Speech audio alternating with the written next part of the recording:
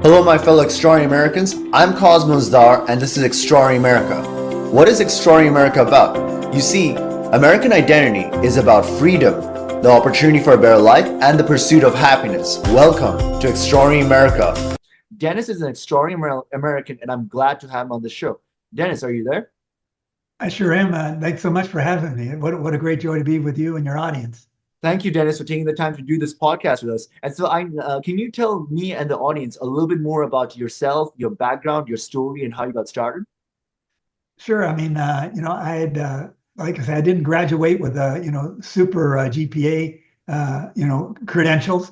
But, what I really got from my college education was far more people skills and relational skills than I did, intellectual skills. But it's proved to be very valuable because I really think that people skills are probably one of the most valuable assets that we have. And so I really developed that. I learned to get along with people and listen to people. And but when I graduated from college, I didn't want to go out and get a job per se. Just something that I got up, went to work, got a paycheck, went home, paid the bills, and went on vacation once in a while. I wanted to be able to have a more really of a career, something that I could be passionate about, that I can invest myself in so that I could create a lifestyle. And so I didn't just go out and get a job right away. In fact, that's why I ended up driving a school bus so that I had off during the middle of the day where I could spend time looking to see what was out there. And I also was working with college kids at the time. So it gave me time to spend time with the college kids, on their campuses rather than just, in a formalized meeting. And but when I was coming up to my 30th birthday, I realized, wait a second, I better get on with this career thing because, time's flying. And so I spent 7 months intensively looking for a career. And I actually found a couple of jobs that would have paid me more than I was looking for, but it would have been a job. And so I fortunately had the discipline and a clear enough purpose in my life to say no to the job so that I could say yes to a lifelong career. And I stumbled across a little startup company in the nutrition industry. And as it turned out, that was it. If I was to, create my own job description, ideal for me and my personality, my talents and skills, this was it. And fortunately, along with that opportunity came a man who became my first major mentor. And what a turnaround that was. This was a ninth grade educated kid who had a drive and a passion and a vision for making a difference for people with regard to their health and their finances. So, I just started following him and he had enough results and he had so much passion and conviction and direction. I thought, I don't know how he did it, but I'm going to find out. And so I listened to him and I followed him and I did what he said, even sometimes when it didn't make sense, even when I didn't understand it. I figured he's been there. He has what I want. I'll do what he did. And so that just kind of started the process. And as time went, I was able to surround myself with some other very powerful people because that's one of the things that he told me. He said, Denny, he said, here's one thing you want to do. Surround yourself with people smarter than you. And I thought, that makes sense. Yeah. Yeah. And so I started doing that. And so, I just continued that process and learned a lot of principles. And here I am 45 years later, still healthy, financially free. And, it's amazing. I mean, I just started my 75th year. I have no health issues. I take no medications. If I go get an exam or something like that, I can take all the things do you have, and I can just put a big, zero with a line through it. I don't have none of that. And I start from there. So anyway, it's just been amazing. And I just want to help people, accomplish the same type of life and accomplishments based on their life and their dreams and what they want. Dennis, so like I'm in my early 30s myself. So you started all of this in your early 30s. So it gives me a lot of hope and inspiration in my own life as well. So, but what I wanted to ask you was, what was your strategic goal and vision, like all throughout these 40 plus years, and how did it evolve over a period of time to where it is right now? Well, and I learned this really early on, but my ultimate goal is to find out what people want in their life and then help them achieve it. Hmm. And because it's so easy to get distracted today with so many things. But if I can find out what they want, And I can find out then, what they're good at, what their talents are, what their gifts and skills are. See, then I can help them to capitalize on their gifts and their skills to be able to accomplish the things that they want. That way they enjoy it, they move forward with confidence, and they make things happen. And when I they win, I win. So, like, what would you say, Dennis, is like your motivational factor that got you into this thing of like helping other people? Because like a lot of people have different motivations, and it's not always easy. But like, what was the single most drive that drove you to like throughout these 40 years? Well, that's a very good question, and it's very interesting because it was actually one of my mentors uh, was delivering a message one day, and he said something that seemed contrary to. It was very countercultural, and the statement he made was, "It's not about you." And I said, "Whoa, whoa, whoa, whoa, wait a minute. What happened to look out for number one? What happened if it's going to be, it's up to me? What happened if it, give it all you got and, all this kind of stuff, right? Yeah. And, climb the ladder and all this kind of stuff. But, then I began to realize, and I started really thinking about what he said, and it was really profound because, when you think about it, I mean, you look at trees. Trees don't produce fruit for themselves. Rivers don't, drink their own water. The sun doesn't provide heat for itself. Flowers don't create a fragrance for themselves, right? What is it? It's all for others. And there's a great lesson in nature. Nature is a great teacher, and we can learn a lot. And I thought, wow. So what these things do, the trees and the flowers and the sun, they all take all that they have and give it all that they've got to produce something for the benefit of other people. And I thought, man, therein lies the secret to success. See, we all have talent, skills, gifts, and abilities, but the problem is we try to use it for ourselves to create an image, to make myself look good, to be Mr. Big, to get the position, to get the possession, to get the power. But that's not it at all. That's all temporary. That's a facade, right? And so what I realized is I need to take all my talent, skills, gifts, and abilities and use that not for me, but to help other people develop their talent, skills, gifts, and abilities so that they can be effective. And if I use what I have for other people, then really what I'm doing is I'm taking the first step in fulfilling my purpose in life. And that's ultimately what people want. See, people think my purpose is to find pleasure for myself, power, position, and praise. But no, my purpose is to be able to make a difference for other people. See, my purpose isn't, and so we need to design our lives not around pleasure, but purpose. And when I fulfill my purpose by taking everything that I have and giving it to other people, I find great pleasure. Wow. Pleasure comes in fulfilling your purpose. And when you do that by providing for others, it's one of those magical things. I mean, think about it. Suppose you're a super athlete. And then you get into college ball, you're all American, you go to the pros, right? And you become another star there, you're all American, you win the championship and you get MVP and you feel great, right? And we should feel great. Okay. We should feel great because we've accomplished something great, right? But the thing is what happens if you now have a son and you teach them how to play the sport and they get into college ball? They're all American. They go pro. They're MVP. Tell me something. What feels better, your MVP or theirs? The Suns MVP, obviously. There's no question about it, right? Because see, that's where the real joy. Now, listen, we just don't want to confuse our accomplishments with our purpose. See, our accomplishments are just a tool that enable us to have a wider audience. And that's what I discovered over the years. When I created great success, all that did was equip me with the credibility to make a bigger difference for other people. See, my goal is not success. In fact, I tell my team members, if your goal is success, you need to change your goal. The goal isn't to be successful. The goal is to be significant. See, success is what I've accomplished. Significance is what others have accomplished because of my input. What feels better? You see, when you really think about it, and then when you do it, then it proves. See, when we align with our purpose, the greatest satisfaction, that buried satisfaction, comes to the surface. And it's just amazing. So I mean that's ultimate. That's where it all starts. See?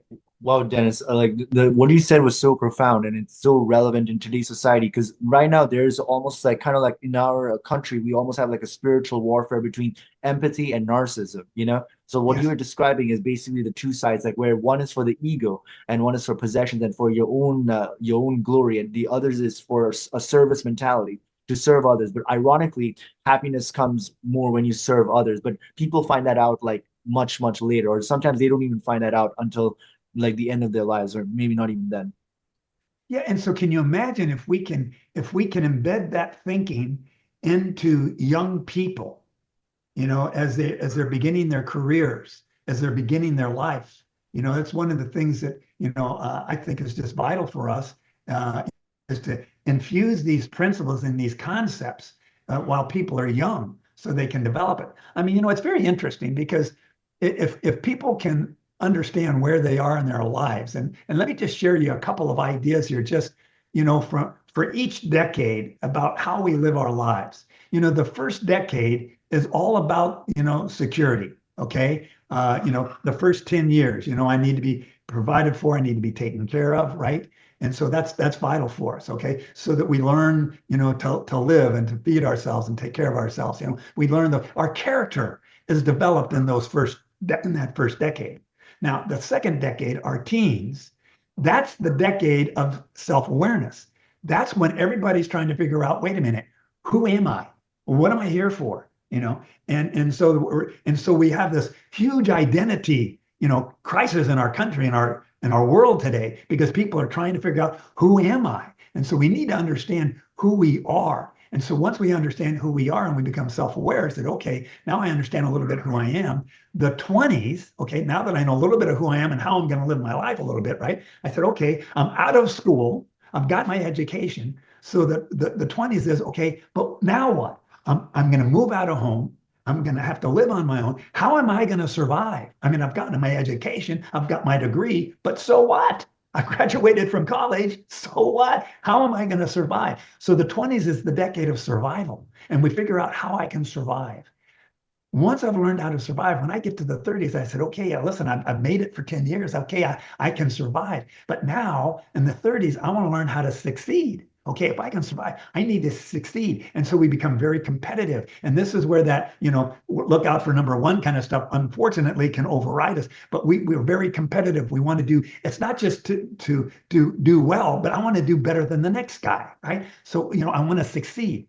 And so we succeed. If you work hard and you stay focused and you really do the deal, you can succeed in whatever you focus your attention on, right?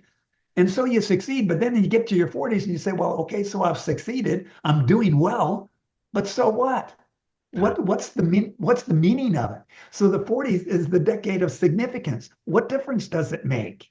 You see, and once we understand that, once we get an idea of the difference that it makes, that process of saying, okay, now I've got my confidence. Now, okay, now there's meaning. See, we can't just work. If you work, there's no joy in it. But when you work with meaning, when you work with passion, when you work at something you love to do, see, now there's the formula. Oh, now things are great. Now I thought, oh, this is good, right? So now the decade of the 50s is, now that I can survive, I can succeed, and I have meaning in it. Now I can develop my stride. Now I can really get my rhythm down. I can begin developing all the things that I've learned over the first 40 years, right? And so I do that. And then the decade of the 60s. Now, when I learned this concept, I had just turned 60.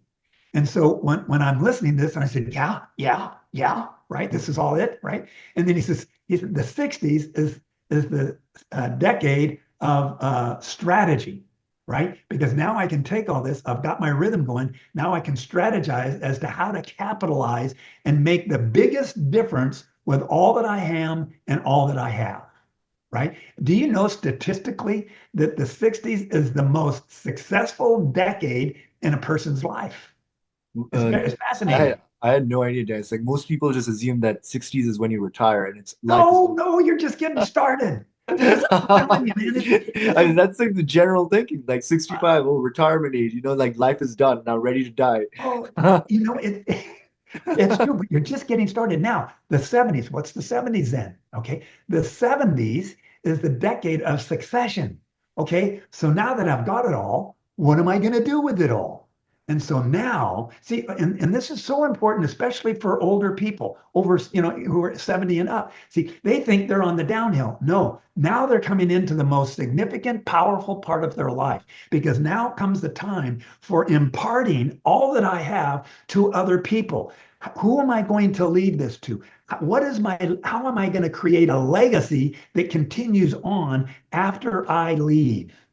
See, Wow. so this is so powerful. And this gives so much meaning to people in their 70s and their 80s because now they can take and impart all that they have to save time for the new people coming up, to help people to eliminate all the distractions around them and all the crazy things that, that the world is trying to sell them it's not effective for them, to help them, to move more effectively and then to add to what they have done so they can save them time. And it's just brilliant. So, when we understand where we are in our life, we say, oh, okay, I'm doing all right. Okay, I'm on track.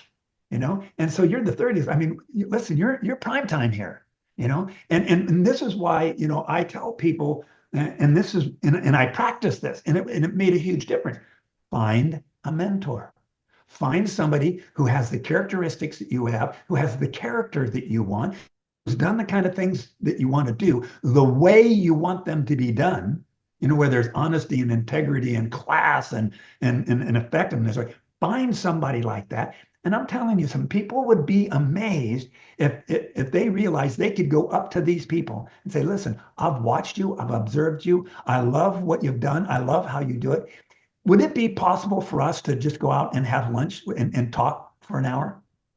And I'm telling you, they will. And when you talk to them and say, listen, could we just, would you be willing to take an hour a month and have lunch with me just to impart to me your wisdom, just to help me stay on track with what I'm doing, just to encourage me, right? I'm telling you something. If somebody came up to you and said, I admire you, I respect you, I like who you are, I like what you do, I like how you did it, is that a good compliment? Yeah, I mean, it's do you great. feel good if somebody says that? Of course you do. And listen, people who have succeeded want to be able to impart what they have if somebody is really serious. So if people get serious, I'm telling you, you can find a mentor. And I say don't just find one. Find a mentor for your finances. Find a mentor for your business. Find a mentor for your physical health. Find a mentor for life. In other words, find a spiritual mentor. See, we want to have mentors who have gone where I want to go, who have accomplished what I want to accomplish so that I can learn from them. Listen, I mean, we spend 4 years in school. How about just spending, I mean, an hour a month, with somebody? How much can you get, from somebody who's already been there? I mean, every time you sit down with a mentor, it's like reading a book. Mhm. I mean, you can absorb. And the thing is you can narrow it down to get just exactly what you want when you need it. So I mean, Yeah. it's very, very powerful that way. And listen, and that's why I say, people can accomplish so much more than they realize. Listen, there's so much that they can accomplish, so much that they can do. They can make a huge difference if they understand their purpose. And then the key with the mentors, okay? And this was the second thing I got. And I got this really early on. I got this that first year. And I got this from one of my mentors, happened to be Jim Rohn. And Jim Rohn is a Really? very famous guru. I spent 32 years with Jim Rohn, and 26 of those years I traveled the world with him. So I mean it was just amazing, right? But he said, for things to change, you've got to change. Things to get better, you've got to get better. And then he said, be careful of who you become while in pursuit of what you want. And so, he really taught me about personal development. And personal development's not reading the books, not going to all the seminars. Okay. It's taking the information from that and applying principles to my life that make a difference for me and others. I mean, listen, I know people who go to the seminars and they go to one seminar and they sell them another one and then another one and then another one and they become professional seminar goers. But that's not it. How about going to one seminar and then applying everything you learn? I mean, I have a friend of mine who said, I read 70 books this year. And I said, wow, that's pretty amazing. And I think, man, 70 books. I'd rather read 7 books 10 times, right? So that I really get it, so that I can apply it, so that I embed it into my life, into my thinking, into my philosophy. See, and so that's where the difference comes. See, personal development, it's not reading the books and going to the seminars. It's applying principles and concepts to my life so that it makes a difference for me and others. See, that's where it happens. That's where the development then evolves. And so once you do that, see, then you just need to have the mindset to make sure that that happens. And the mindset comes from the things you see, the things you read, the things you hear, and the things you experience. And guess what? We get to choose. We get to choose. I don't have to listen to everything everybody's telling me. If I want to have something, if I want to be healthy, study health. If I want to be wealthy, study wealth. If I want to be a professional basketball player, don't study baseball. You see what I'm saying? And so, see, but we get to choose. That, you know what that means? It means that we can design our life by choosing the things I see, I read, I hear, and the things I experience. And so when we do that thing, then our life develops. And then all of a sudden we become that leader, not by a position, but by a process of my performance. And that turns everything around. See, and then, people catch more than they learn from you. I always say there's more caught than taught. See? And the thing is, they can't catch something from you unless you have the real disease. So don't think you can just fake it. No, I mean, you bring up this point about mentorship, and I talked about it with other guests in previous podcasts, and mentorship basically leads to time compression. What would take you 10 years to learn from like books and like going to seminars and everything? If you have one good mentor, you can learn the same thing within 6 months or less if you're fully focused. Like 10 years of thing, you can compress it in a very, and also like a community. If you have a mentorship combined with a community for the thing that you want to become good at, it just increases, it just speeds up your rate of learning, and you just save a lot of time. And we know that time is one of the most important resources we actually have. We can get back our money, we're never going to get back our time. That's right. It's very, very true. And this is why it's so important, on the financial side, make sure you take, two great assets and invest them wisely. Okay. Invest your time and your money. Right. It's like you say, you invest in time because, once you spend it, it's gone forever. But in the idea in investing our money, we want to invest our money that gives us the greatest return on our investment. Okay. And so that's where a seminar or a book or time with somebody, can be very valuable, and so, that's really, the key. So if I can't get a return on what I spend my money on, maybe I ought to spend it on something else. I always, and I loved what you said about the being with the mentors, Jim always said there's two ways to learn, PE and OPE. PE is personal experience. And he says that's costly and time consuming. OPE is less costly and time saving. It's exactly what you're talking about. Other people's experiences, right? Yes, exactly. No, I mean, I can't agree more. Like that's one of the revelations I had in my life as well. Like, why should I make mistakes and find out for myself when I can look at other people's mistakes and what are their failures and successes, and then just extract the best out of them, and it just saves the time because time is of essence. But Dennis, there's another thing that you mentioned was legacy. And one of the things I wanted to mention for the sake of the audience is that legacy is so important because at one point or the other, like most of the young generation right now, they're going towards meaningless pursuits. Like it's, as you mentioned, it's a pleasure-filled life, like materialism and all that stuff. But ultimately, if you have like a patent purpose that's fulfilling and gives deeper inner fulfillment, and combine that with creating a legacy that has more of an impact in the long term, and you'll be happier. But people find that out much later in their lives.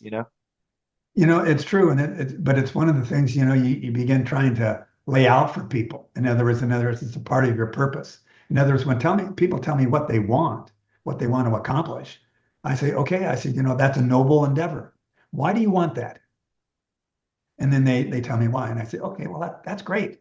And why is that important? Well, because of this. And I said, okay, good. And why is that important? Right?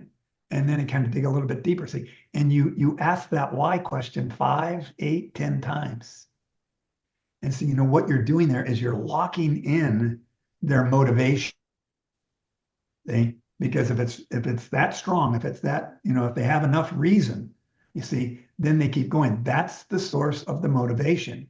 The motivation to get through all the obstacles that we encounter, is understanding my purpose, my why. Why am I doing this to begin with?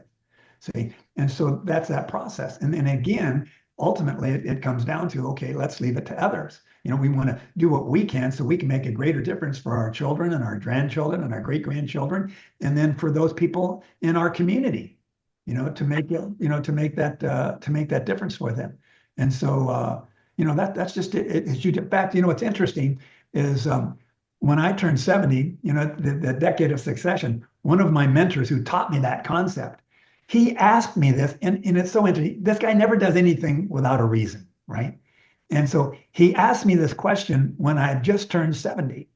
And he said, Denny, tell me, you've developed this, global team of 250,000 people in dozens of countries around the world, 50, 60 countries around the world. He said, how did you do that? What were the principles and the concepts that you followed that allowed you to stay focused and create an effective, productive team? What were those things?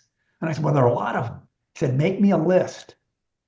I said, okay. So I started writing all these things off the top of my head, things that had just been embedded into my life, things that I learned. And so I wrote them all down. And then I sent him the list. And there was about, it started out, there was a little over 50, but I boiled it down to 45, right? And I said, well, here's the list. And he looks at me, he said, Denny, he says, I think you have a book there. And I said, what? And I said, I flunked English twice. And he said, no. He says, but you've got a message there. He said, take those principles and just give me a little story about each one of those principles. He says, you've got a book there. And you know something? It blew me away. But that's how I got my book. The book is a compilation of the 45 principles that I use to develop this team, enjoy the process, and not have to compromise my values in the process. I was able to do it with integrity and honesty and joy, right? And so I put it all together, and here's what I discovered. See, my family watched me go from holes in the jeans and bottom of my shoes and being busted broke poor, to the $1 million home and traveling the world and all the stuff, right? They saw what I did. But you know what I realized? They didn't know how. They don't know how I did it, because we were in different worlds. They lived where they lived. I lived where I lived. And time, they're going to understand how I did what I did. And so now I can pass on the legacy, because I can't go visit with all of my nieces and nephews and all that kind of stuff, right? I said, but I can visit them through my book. And so now that can go on for generation after generation. And so, that's why it's good to take notes on your life and keep a journal. So much of this comes from my journals, where I go back and I look, because, when I would go to a seminar or even when I would read books, I take notes. I go home from a seminar, I actually read the notes, right? And so ask the questions. And so that's basically what I did. And so now I'm realizing, and for me, and this is very important for people to understand. What we're good at, we think everybody's good at. What's easy for us, we think it should be easy for everybody. But that's not true. What's easy for you is because that's what your gifts are. That's what your talents and skills, that's what your understanding and your experience is. And so you think that's simple, but other people look at that and they go, wow, how do you do that? Right? And you think, well, that's nothing. So this is why we need to share it with other people, because we think it's nothing, but to them it's everything. You see? I mean, and here's the thing. Anybody who's good at anything you do is easy if you know how to do it. But if you don't know how to do it, it's not easy. Yeah. And so we can underestimate what our knowledge and our talent, our skills and our gifts and abilities and experience have brought to us. And that's why we can contribute to other people in ways nobody else can contribute. Nobody else can contribute the way I do. Now they can contribute maybe the information, but they may not be able to contribute it with the experience and the illustration and the knowledge or the passion or the way that I do it. Because see, that's unique to me. And so everybody has value. Everybody has something to contribute. They just have to learn to discover what that is. And when they do, and then when they get it out, people are going to be amazed. And they'll even be amazed. Yeah, I'm amazed. Sometimes I go in and I hear the responses from people. I go, man, that's just amazing. I mean, this was just so simple, wasn't it? Well, it's simple for me because I know it. Yeah. You see? And so, but I mean, think about it. Everybody has different fingerprints, right? Everybody knows that. 8 billion different fingerprints, right? Do you know we have eye prints? Iridologists will tell you that. We have eye prints. There's 8 billion different eye prints. And of course, now with all the, technology and stuff that we have today and investigations of crime scenes and stuff, we have voice prints. Even if you have a cold, voice prints, so they can listen to a tape and say, that was you, because your voice print matches. So we have voice prints. See, guess what? We actually have unique heartbeats. Do you know there's 8 billion different heartbeats? I didn't realize this just a few years ago, right? So we have 8 different billion heartbeats. So what's the significance of that? Great knowledge, but so what? That means we feel fingerprints, we feel things different, we see things different, we express things different, and we have different passions. See, that's unique and distinct to us. Nobody else has that combination. So that wherein lies our contribution to our community that we're a part of, and our society and our country and our world. And everybody has something valuable. And we need to help people understand how valuable they are, how unique they are, and the fact that we need them. One of my mentors said, all of us need each of us, and each of us need all of us. And it's so true. No, I mean it's what you're saying is absolutely right. We are all unique, and we have to realize that, Yeah. Yeah. So Dennis, I wanted to ask you, from everything we're discussing today, right, regarding America's identity is about the pursuit of happiness. So from your perspective, from everything during your 40 plus years of experience, how should Americans go about pursuing happiness? Like, Uh, and what's your opinion on that? well, if you want to pursue your happiness, pursue your purpose. See, pursue your purpose. And here's the thing. We can have the purpose in our activities. That's one thing. But the real purpose we want to, if we want that inner satisfaction, right, then we need to pursue the purpose of our being. We have the purpose of our activities, the things I do, but I need to pursue the purpose of who I am. In other words, the real process of success is first be, then do, then have, then help. Okay. I need to understand who I am, because when I understand who I am, my purpose aligns with who I am. So I need to know who I am. Who I am determines what I do. My talent, skills, gifts, and abilities, and my inner character, that determines what I do. What I do determines what I have. And what I have determines who I help. So how do I do that? How do I determine the being part? I've discovered there's 6 questions, 6 things we want to know. Number 1, at this phase in my life, who do I perceive God to be? Who is God? Okay. Because when I determine who is God, who I perceive God to be, then that's what determines my values. That's what determines, what controls my life. People say, I don't believe in God. Well, if you don't believe in God, then by default, you are God. Okay? Because if you don't believe there is a God, then you're the God. You're the one who's in control. You're the one who decides what's right, what's wrong, right? And so, and I'd be careful of that one, because that hasn't worked out well for many people. Okay, so number 1, who is God? Okay, number 2, that's our origin. Okay, and then who am I? Right? Who am I? What am I here for? See, who am I here for? So I need to understand my origin. Where did I come from? What am I here for? Right? And then what is my identity? See, I need to be able to identify with who I am. See, personally, I believe that we're all made in the image of God. See, and as a result of that, see, that gives me value. That gives me uniqueness. That gives me,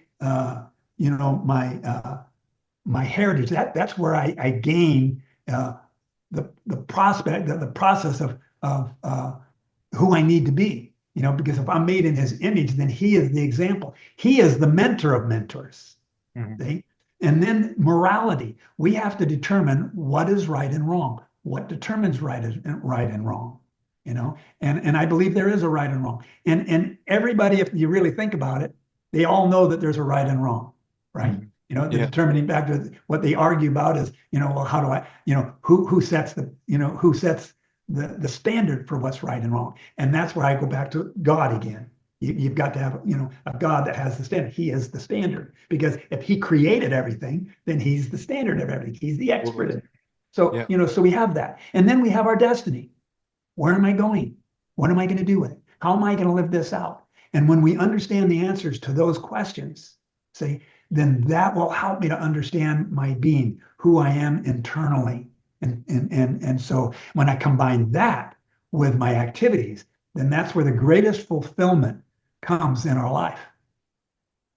No, I mean this is some very deep concepts, but it's so relevant. Like especially the one of the things I liked was that you said it, if you don't believe in a God, that you are God, because it goes into the concept of ego versus empathy.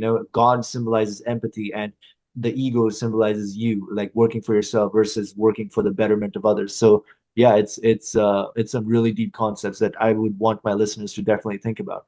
But Dennis, on a different note, I wanted to ask you about a little bit more about your book and the premise of how you got started writing Maximizing You, because I know like it's a very it's filled with a lot of good information. So if you could tell the audience what got you to write it and what it's about a little bit more. Sure. I mean, it really came from that challenge from my mentor who asked me about the principles. And so what it is, it's a compilation of the principles that I've used in my life. And what was very interesting is after I wrote them all down, and when I had over 50, close to 60 principles, but then I started, well, this is kind of similar to this. And as I kind of packaged it together, I discovered that they fell into 6 categories. And I thought, wow, that's very interesting. And so what I did is I just categorized them then.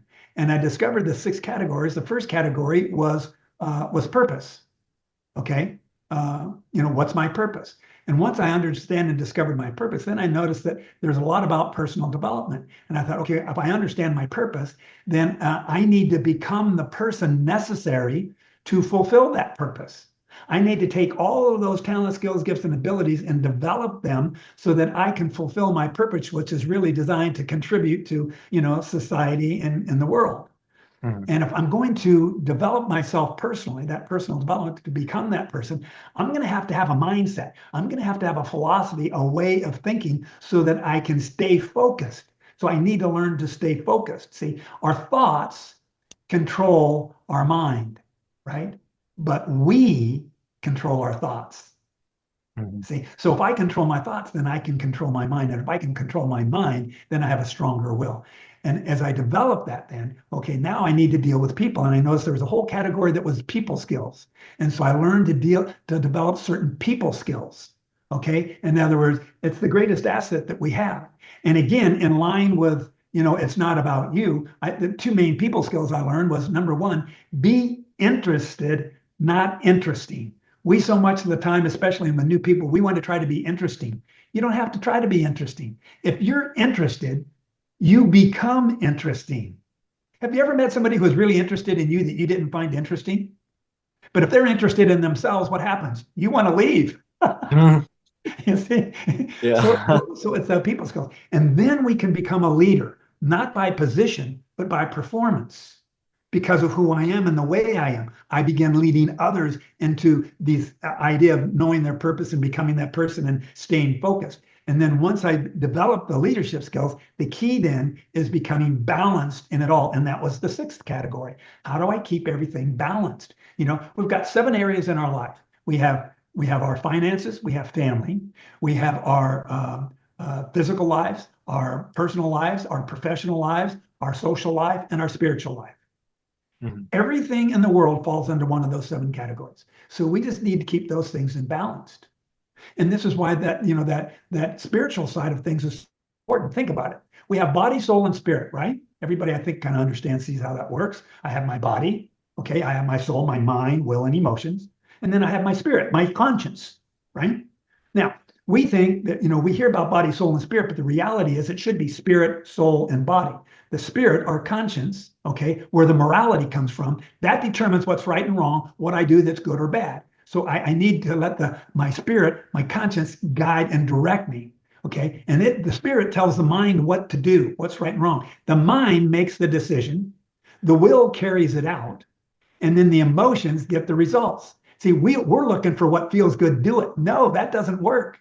See, we want to make a decision with the mind, carried out with the will, and then the emotions are the consequences. If I make good decisions, I get good results, I have good feelings. If I make bad decisions, I have bad results, I have bad feelings. Totally. See, so I've got to do that. And of course, then we live in a house. That our body's the house we live in. I tell people, because I was in the health industry, I said, listen, if you don't take care of your body, if you're going to live until you're 85 and you destroy your body by the time you're 55, you got 30 years of hell coming up, So I'd suggest you take care of it, right? Now, here's the interesting thing. We know about the body. We see the fitness craze and all that stuff going on. We know about the intellect and the ideas and philosophies and all this kind of thing. But suppose we've got these 3 categories: spirit, soul, and body. If I maximize my body, I'm Mr. Universe. I win every bikini contest that's out there, right? Mhm. Every fitness, I'm 100%.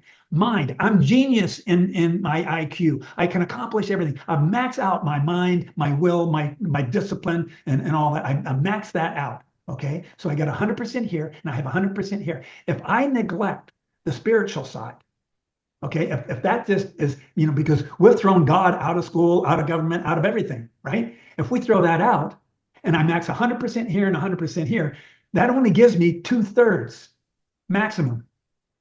Now, the question is, have we maxed out our bodies? No. Lots of disease and problem. Have we maxed out our mind, will, and emotions? No. So, I mean, if we're only half of each of those, right, then that means we're only working at 1/3 potential. See, this is why one of my great ideas is to go out and teach companies and corporations and groups how to maximize their potential, because we're only running on 2 cylinders. I want to show them how to use all the cylinders and keep them all in line so they're balanced, running together. See, that's where the fulfillment comes in. That's where we can do so much more than we realize we can do. So Totally. much more. No, I That's couldn't what the book agree is. more. No, I would definitely recommend anybody listening to this should definitely read your book, Maximizing You, and because we all want to maximize the full potential within us. So, Dennis, are there any other projects or speaking events that you're doing that you want the audience to get a glimpse into? Well, come the first year, I'm going to actually be putting on a one-day seminar. I'm also in the process, because this is new for me. A lot of people, think they have to start when they're 30. Listen, I've gone through 40 years of doing what I've done. So I started a whole new career at 74. Okay. So I'm Mhm. starting all That over again. Right. you are such an inspiration. On the Like, dirt level. I'm ready to rock and roll. So I'm creating an online training to help people understand this, a part of the legacy, and then keynote speaking, and then we'll actually develop that into a 1 or 2 day seminar that we'll have after the first of the year. So I'm very excited about those. So hey, so I'm learning just like everybody else is right now. I'm back in school again. I mean, that's amazing, Dennis. Like, that is so inspirational. Like, even at like 74, 75, you're like most people just give up by that time, but this is very inspiring. I'm hope that other people take inspiration from this. So, Dennis, how can our audience connect with you and get to know more about you and your work and everything that you do? Well, the best place is just to go to maximizeyou, Y-O-U, maximizeyou.com. And maximizeyou.com, that's my website. My speaker one sheet's on there. I have a blog on there. They can see how they can get my book on there. They'll be kept up to date when the seminar and the online training's available. So maximizeyou.com. Because if you want to maximize you, then just go to maximizeyou.com. You want to study health, go to health.com. If you want to study wealth, do wealth.com. If you want to maximize you, go to maximizeyou.com. So that's how it works. Awesome, Dennis. And Dennis, I'm so glad and grateful that you took the time to come on this podcast and share your invaluable wisdom because we all want to maximize the full potential within us. And I do hope that you take the time to come back to the show at a later time. Well, thank you. I'd be a great joy, and it's been a great pleasure being with you. I appreciate it. Thanks for having me. And thank you too, Dennis. And I want to conclude this episode by letting my fellow extraordinary Americans know that, hey, look, there's an extraordinary within each and every one of us, and it's our duty to awaken it and unleash it. Until next time, bye for now. Hey everyone, thank you for watching Extraordinary America. If you like what you see, please do subscribe to our podcast and share it with others. Remember that the best investment that you can make in your lifetime is in your own financial education, for it is knowledge that truly sets us free. Also, remember that inflation is diluting your purchasing power, which in turn increases financial bondage. The practical thing to do is to protect the loss of your purchasing power and invest in precious metals or the right cryptocurrencies. Lastly, never forget that you are an extraordinary American. We'll see you in the next episode. Bye for now.